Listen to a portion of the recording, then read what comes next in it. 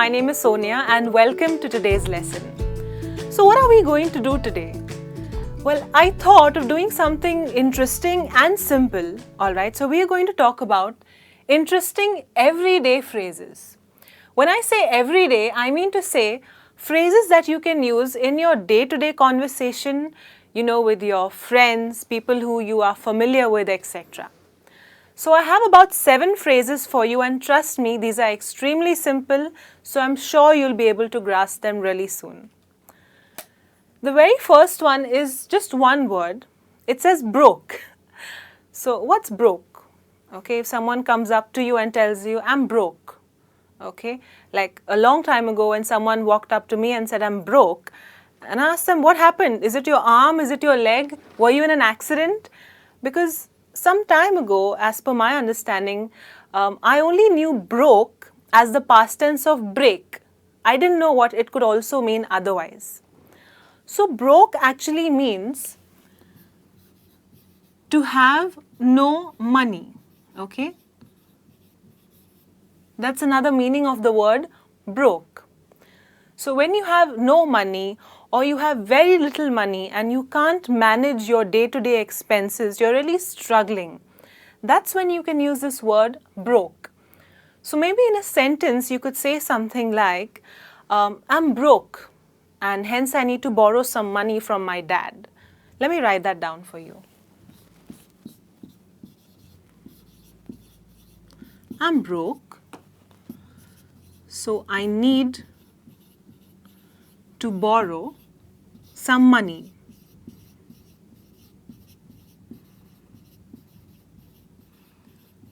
So if you realize, this word broke is a simple, casual way of just stating something which is not really a good thing, to have very little money and not being able to manage your expenses.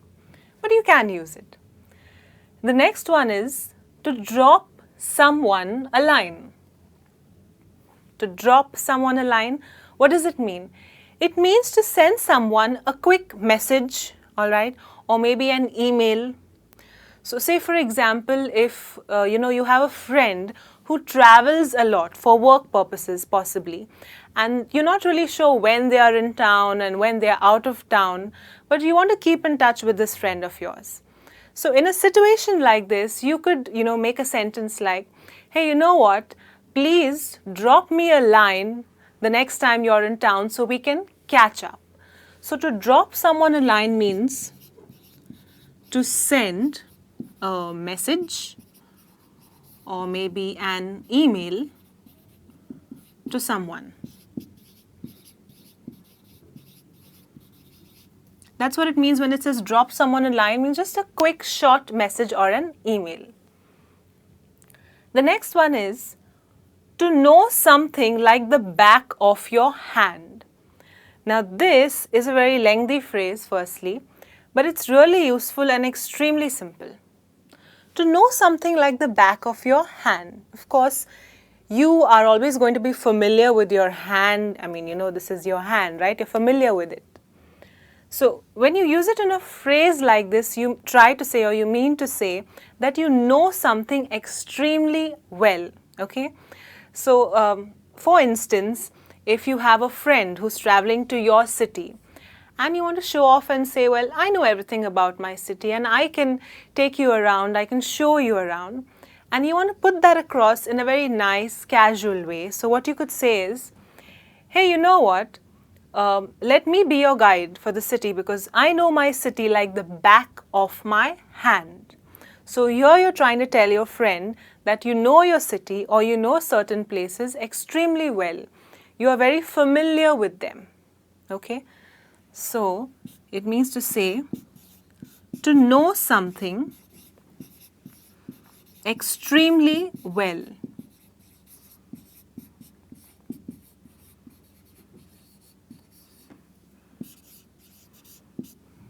All right? So for example, you could even use it in a sentence when you're talking about some kind of an art, or maybe there's some kind of a dance which you know extremely well.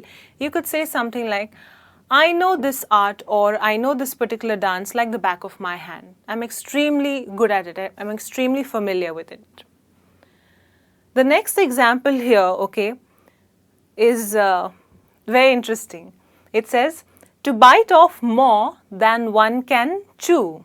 To bite off more than one can chew. Now, what could this mean? Okay, what do you mean by, you just bite something? For example, like when you're eating food which you really like, okay, so you stuff food into your mouth and that you've eaten so much that you can't really chew it well, you can't really eat your food properly. No, that's not what I'm trying to say. Don't take it literally, but what this means is, say for example, if you are a person who just can't say no, you can't say no to your boss at work.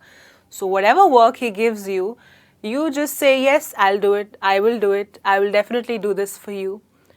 So what happens then?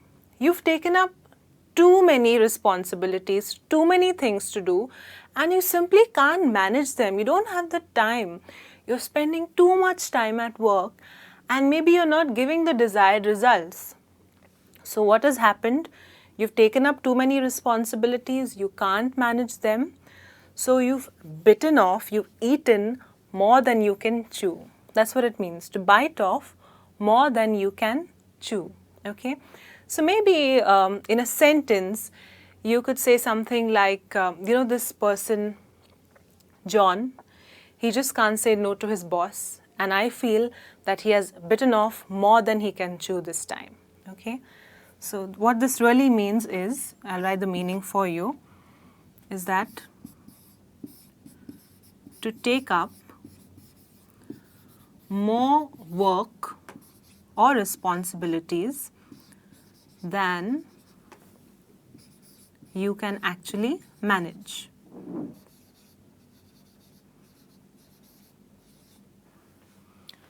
All right. Now the next one here that I have for you is also a very common and very interesting one. It says, fill in for someone. What do I mean to say when I say to fill in for someone?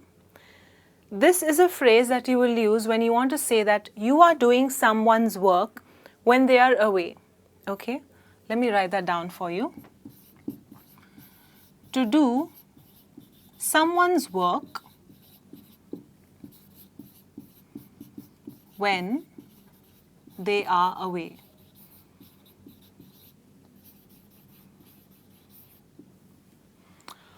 Alright, so for example, if at work, alright, you have a colleague who really needs to take an important leave for approximately, say, 10 days.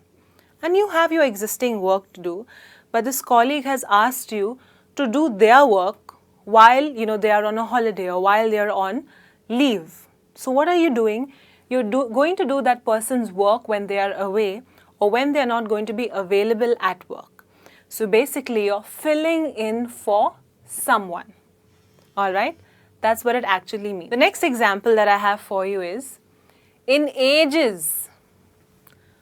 In ages, what does this mean? If you meet someone, maybe a childhood friend who you've not met in a very long time, how do you react? You say, oh my God, I can't believe it. I haven't seen you in ages. Yes, in ages means for a very long time. Okay, so it's a nice phrase that you can use in place of just saying, oh, I haven't seen you in such a long time. If you want to be more dramatic, you want to really show your emotion, you can say, I haven't seen you in ages. I missed you. Where have you been? All right, it immediately changes the effectiveness of your sentence. And then finally we have cut it out. Okay, what does cut it out mean? Now this is used for something which is really annoying you, something which is really irritating you. Okay, like for example, if you have a friend who constantly sings this song which is really annoying and you don't like it at all, what can you tell them? You can say, cut it out, that's really disturbing me now, stop doing that right away. Okay, so to cut it out means to stop doing something bad or something annoying or irritating. Okay, so just like I used it in a sentence just now, you could tell your friend if they're making too much of noise or they're singing a song or doing something that's irritating you, you could say, cut it out, I need to study, or cut it out, you're annoying me. All right? So these are the few phrases that I have for you, all right, which you can use in your day-to-day conversation. There are just 7 of them, but they're extremely useful. Every phrase is unique in their own way. And I do hope that you practice these phrases and use them in your conversation every day. That's it for today. I'll see you soon. Till then, take care and goodbye.